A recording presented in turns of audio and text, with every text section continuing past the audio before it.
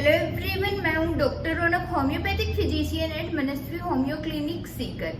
आज की इस वीडियो में हम लोग बात करने वाले हैं एक बहुत ही कॉमन समस्या नेजल पॉलिप्स के बारे में। इस वीडियो में हम लोग आगे बात करेंगे नेजल पॉलिप्स क्या होते हैं, किस वजह से होते हैं, इसका ट्रीटमेंट क्या है, क्या सिर्फ सर्जरी ही इसका इलाज है और अगर हम सर्जरी ना करवाते हैं तो क्या होगा, कॉम्प्लिकेशंस क्या क्या हो सकते हैं और होम्योपैथी में कौन सी ऐसी मेडिसिन है जो कि आपके नेजल पॉलिप को बिल्कुल से ठीक कर देंगी। अगर हम बात करें कि नेजल पॉलिप्स क्या होते हैं, तो नेजल पॉलिप्स है वो हमारी नाक में एक ओवर ग्रोथ होती है। ये ओवर ग्रोथ होती किस वजह से, जब हमारी नाक की म्यूकस मेम्ब्रेन है वो कॉन्स्टेंटली इरिटेट होती है किसी भी वजह से हो, चाहे से वो किसी तरह की कोई एलर्जी हो, बार बार होने वाली एलर्जिक राइनाइटिस हो, कोई किसी तरह की पर्टिकुलर फूड या स्मेल से एलर्जी हो, या फिर किसी तरह का कोई साइनस हो, बार बार होने वाला साइनस हो, या अस्थमा के अटैक्स हो। किसी भी वजह से अगर नाक की म्यूकस मेम्ब्रेन है ये कॉन्स्टेंटली इरिटेट हो रही है तो हमारे म्यूकस मेम्ब्रेन एक प्रोटेक्टिव मैकेनिज्म के तौर पर काम करती है और उस प्रोटेक्टिव मैकेनिज्म में होता ये है कि नाक में एक ओवर ग्रोथ हो जाती है।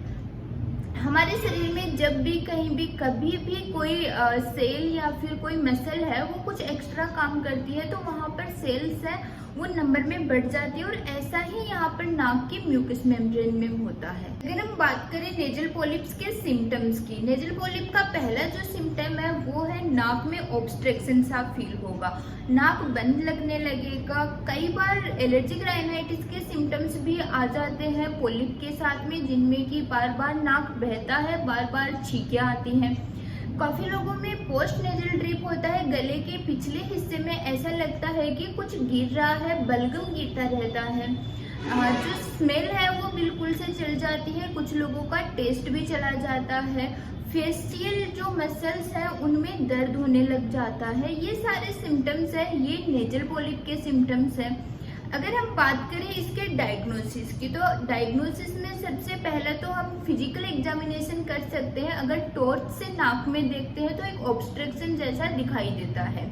ये बिल्कुल छोटी साइज से लेकर मटर के दाने जितना भी हो सकता है और अगर हमें बिल्कुल से साइज और शेप और उसकी जगह का पता करना हो तो सीटी स्कैन है वो एक बेटर ऑप्शन है।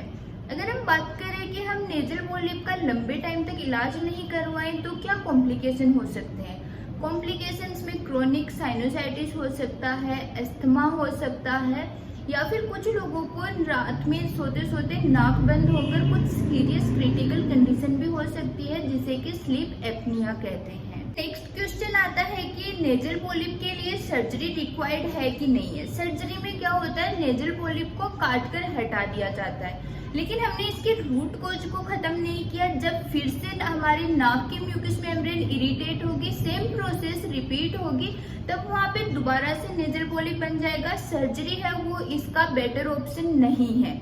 एक बार ही सर्जरी करवाने के बाद में भी बार बार नेजल पॉलिप हो सकते हैं।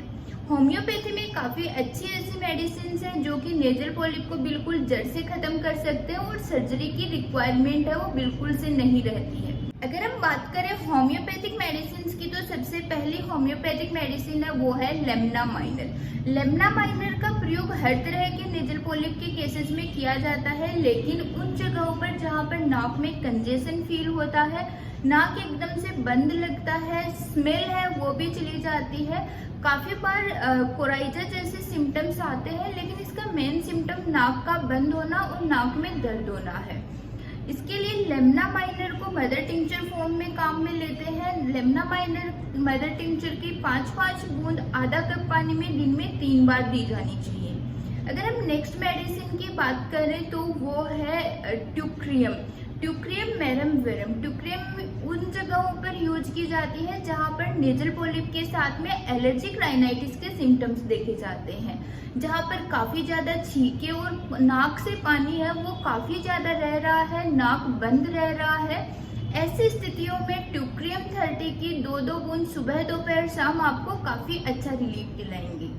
कैलकेरिया काप 30 का प्रयोग उन जगहों पर किया जाता है जिन लोगों को ठंड ज्यादा कैच करते हैं, जो लोग जिनको कोल्ड कैच करने की टेंडेंसी ज्यादा होती है। और कैलकेरिया काफ के पेशेंट है वो बिल्कुल ऐसे मोटे ताजे थुलथुले से पेशेंट्स होते हैं, फेट फ्लेपी। नेक्स्ट मेडिसिन की हम बात करें तो वो है थूजा। थूजा का प्रयोग उन जगहों पर किया जाता है जहां पर हमारे शरीर में कहीं भी कोई ओवर ग्रोथ हो, उन जगहों पर थूजा काफी अच्छा काम करती है। थूजा 30 की 2-2 बूंद सुबह दोपहर शाम आपको काफी अच्छा रिलीफ दिलाएंगी। अगर राइट साइड के नोज में नेजल पॉलिप है तो उस स्थिति में सेंगुनेरिया 30 है वो काफी अच्छा काम करेंगी। सेंगुनेरिया 30 की 2-2 बूंद सुबह दोपहर शाम आपको कुछ दिनों तक कंटिन्यू करनी है। सेंगुनेरिया केन से भी आपका जो राइट साइड का नेजल पॉलिप है वो बिल्कुल खत्म हो जाएगा। ये कुछ होम्योपैथिक मेडिसिन है जो हमने नेजल पॉलिप के लिए डिस्कस करी है, लेकिन फिर भी आप एक बार मेडिसिन लेने से पहले अपने होम्योपैथिक फिजिशियन से जरूर कंसल्ट करें। अगर आप हम लोगों से कंसल्टेशन चाहते हैं तो हमारा क्लिनिक है Manasvi homeopathic clinic, Piprali road, Sikar. Online consultation की सुविधा भी उपलब्ध है जिसके नंबर स्क्रीन पर दिए गए हैं। अगर आपको ये वीडियो नॉलेजेबल लगा हो, कुछ वैल्यू ऐड करी हो इस वीडियो ने आपके जीवन में, तो वीडियो को शेयर कीजिए, वीडियो को लाइक कीजिए और चैनल को सब्सक्राइब कीजिए, बेल आइकन को प्रेस कीजिए ताकि आने वाले वीडियोज के नोटिफिकेशंस आपको सबसे पहले प्राप्त हो।